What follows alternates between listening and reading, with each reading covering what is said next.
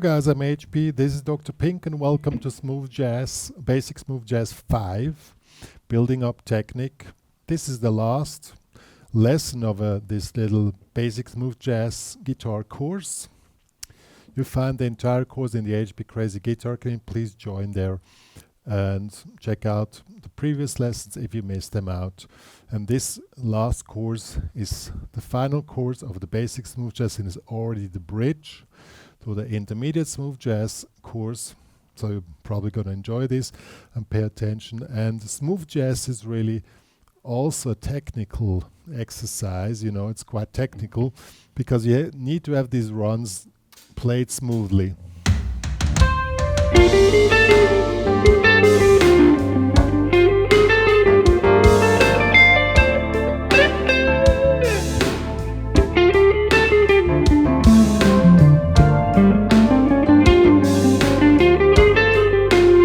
And so on. So I'm going to give you exercises, tips and tricks, how you can start working on your technique. And the goal is that you get into this relaxed, smooth vibe doing these runs. And that's what's basically what makes smooth jazz so smooth. Below other parts, but this is, I guess, the main part. So let's get started.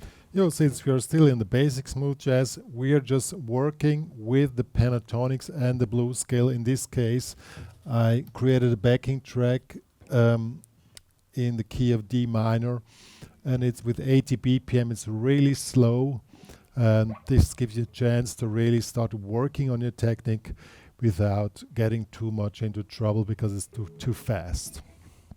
And smooth jazz runs are basically or mostly 60-note runs.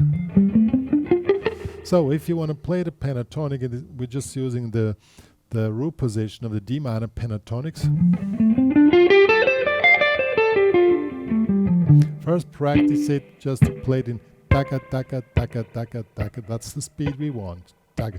Make an accent on the first of each block of 4 notes. That gives you a kind of a phrasing. Phrasing will be very important later on. So 1 2 3 4 1 2 3 4 1 2 3 4 1 2 3. So you see, make an accent on the first 1 2 3 4 1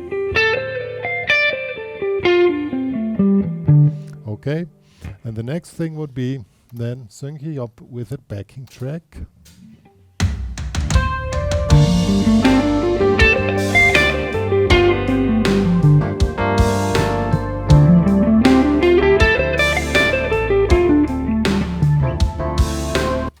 So that's the speed, and that's still not too fast. So really work it out that you really have a proper picking technique, and just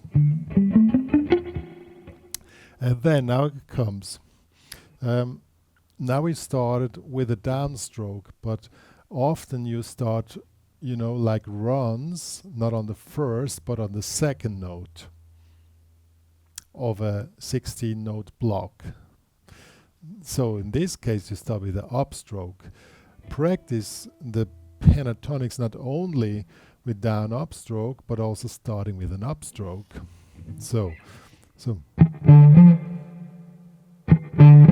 upstroke, downstroke, upstroke, that turns around your technique, but that should also go without too much effort.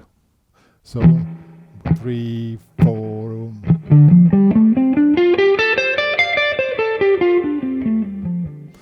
It looks the same, but since you started with an upstroke and you started on the second of the block of the notes of the 16 block, it sounds completely different. I talked about the phrasing. That's what we call phrasing.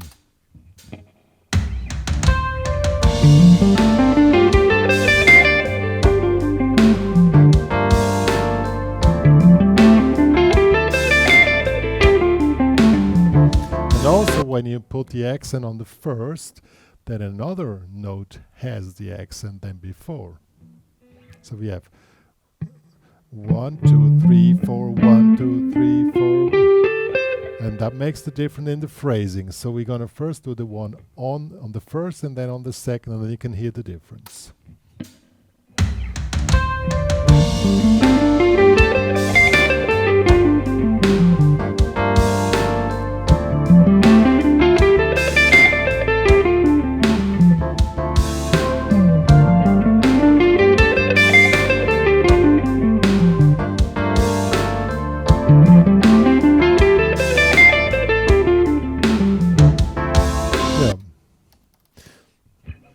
It looks simple, but it isn't. As I told you, it's the bridge between the basic to the intermediate smooth jazz course. Good.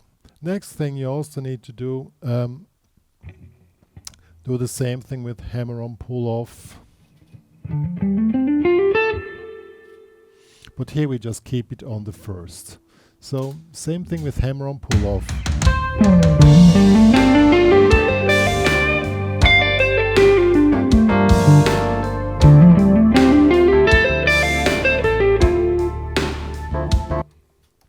Later on you will make combinations between hammer-on pull-off and playing each note with the pick, and that will sound quite smooth. I'll give you a little example.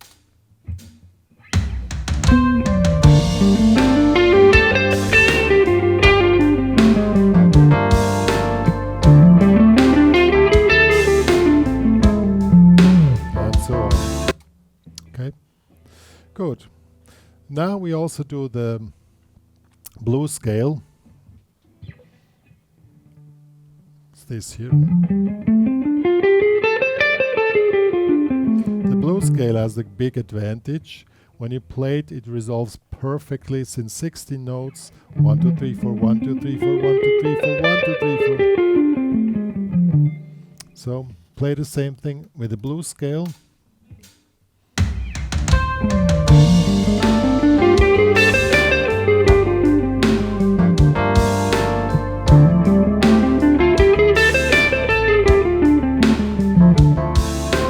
And you heard it's not only playing it up and down, also make a story. You know, make this, try to make this smooth movement in your run.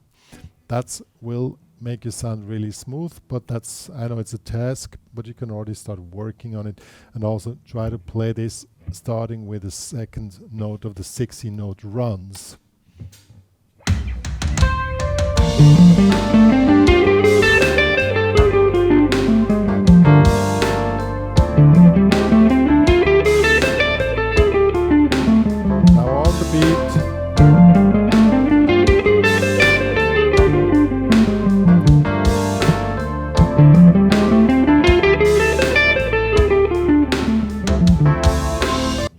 How the phrasing shifted just because you started on the first note or the second note of the 60 note block. Okay, good. So these were the exercises. Now we do some licks. One lick which I really love is this repeating lick here, this one here. You start here on the 10th fret of the G string, and you just play, and here's one thing. This figure has 6 notes, but we're playing a 16 note run, so the accent always moves. So you have 1, 2, 3, 4, 1, 2, 3. So first starts on the first, 1, 2, 3, 4, 1, 2. Second on the third, 1, 2, 3, 4, 1, 2, 3, 4, 1, 2, 3, 4, 1. And the third one again starts on the first. So get this done.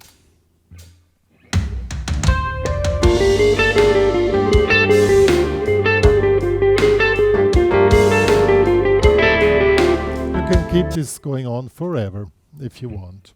Or the opposite, you start with again with the second note, then the accent shifts.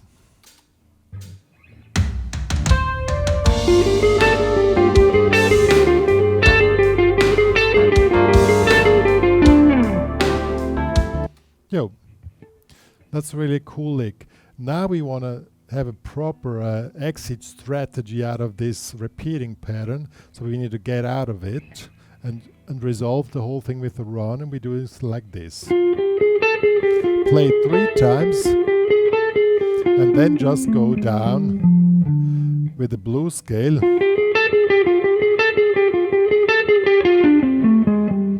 And now you notice it doesn't resolve perfectly, so we make a little turnaround.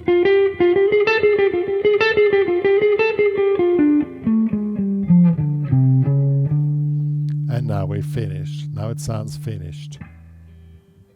You just move down here to the 8 and come back to the 10. So let's do this one here.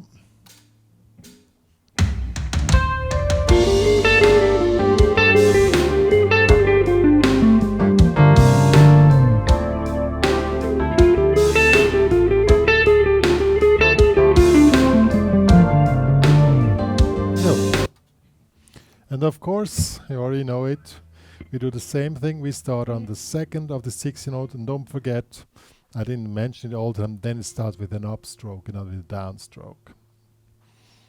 It's really important that you have the machine, you know, you're picking and running, and it's always in proper sync. So if you don't start on one of the 60 notes which has a downstroke, it has to be an upstroke. So the second note of a 60 note block is always an upstroke. And now let's do this one here.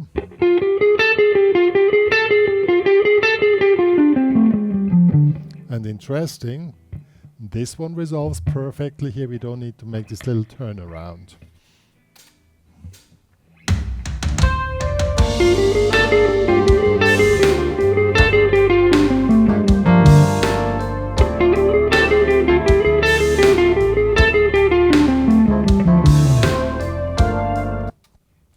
And now we mix them up, and then you hear how the accent shifts completely just because of this one little difference.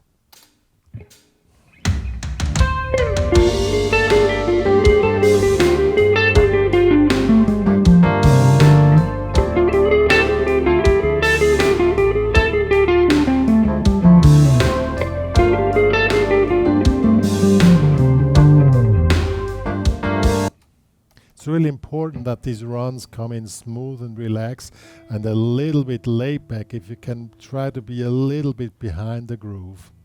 That's the hardest part, to play relaxed and try to keep you a little bit behind the groove.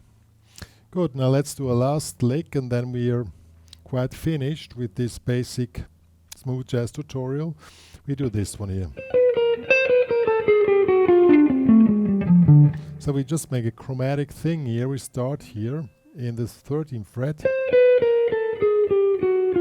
and then we resolve it with the blues scale.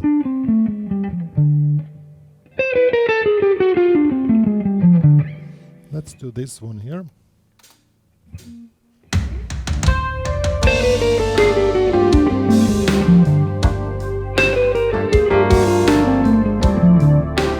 Cool. Also we do same thing again. We start on the second note of the phrasing.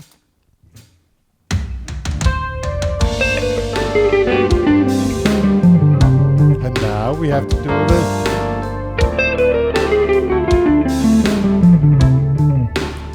Interesting, now we have to do this little turnaround. Before it was the opposite. And now once we have these things down, you can put it in the regular playing. Just play something cool and cozy, melodic, as shown in the previous lessons of this basic smooth jazz course. And now we add the runs. And then it's gonna sound quite cool already.